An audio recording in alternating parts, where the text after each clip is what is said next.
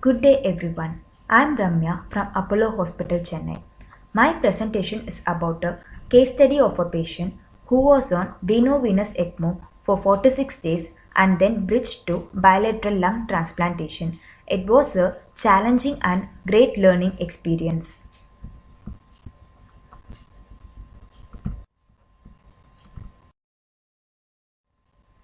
He is a 33-year-old male known case of interstitial lung disease since 2016, was on supplemental oxygen therapy airlifted from Ahmedabad to our institute.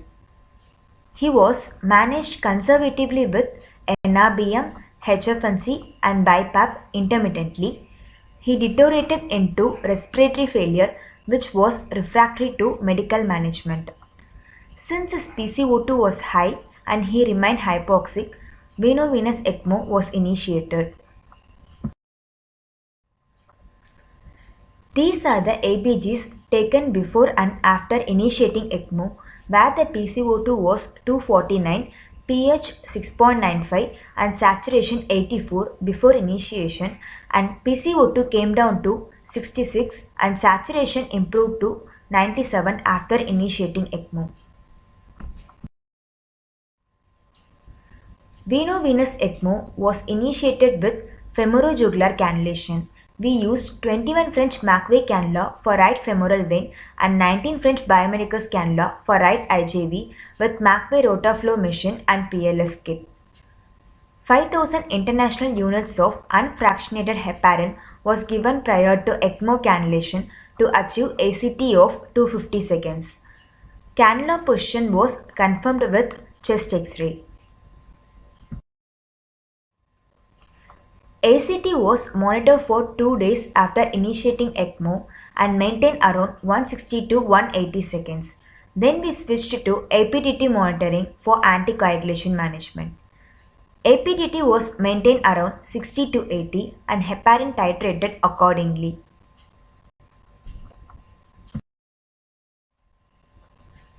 As it was a long-term ECMO, we had to face lot of complications.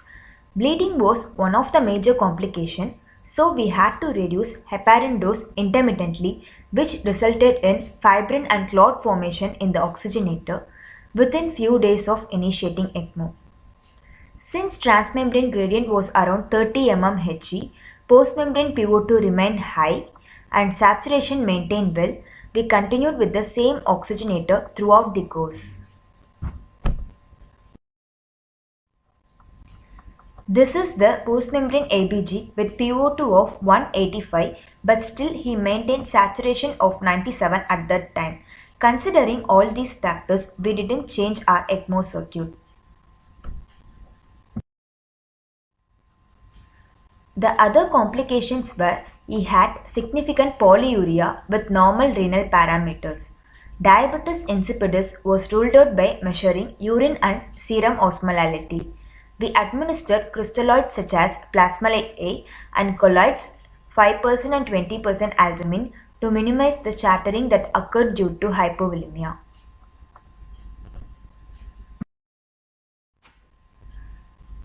He also had 2 episodes of possible sepsis where he was oliguric and hypotensive requiring multiple inotropes.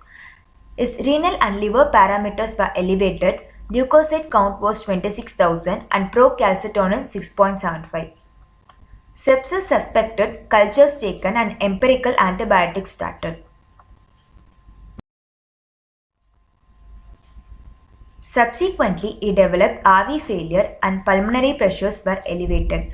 Mildenon and inhalational nitric oxide started to treat RV failure and mechanical ventilation initiated.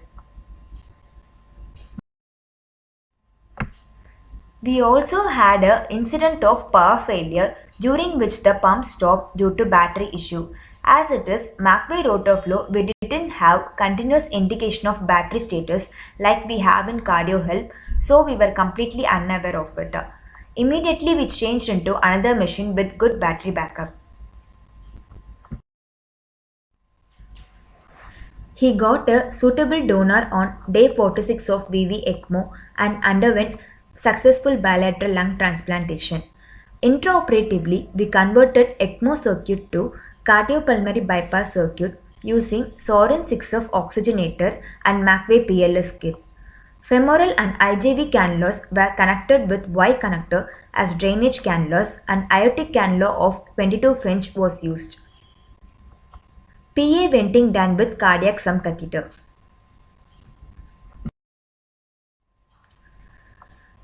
This is the circuit we use for transplantation where Sorin 6 of oxygenator was bypassed and the reservoir was used along with McVey PLS kit. Hemofilter was also incorporated into the circuit.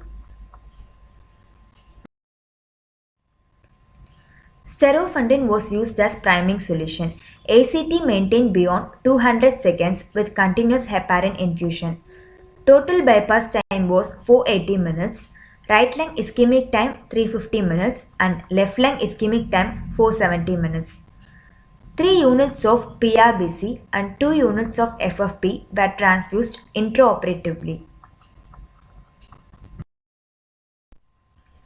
We followed ischemic reperfusion protocol during cross-clamp removal where we kept FiO2 to 40% and maintained low PO2 to prevent reperfusion injury. Cell saver was used throughout the surgery and we were able to salvage about 1 liter of PRCs. We weaned him off ECMO after transplantation on day 46.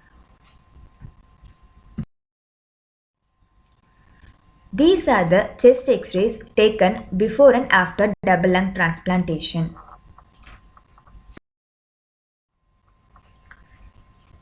He had a challenging post-operative period, hospitalized almost for about 150 days and discharged on 55th post-operative day. Veno-venous ECMO is an effective tool for patients with acute severe decompensation and not doing well with mechanical ventilation. It offers an advantage of being awake and initiating on early physiotherapy, which have greater impact on post-operative outcomes. Thank you.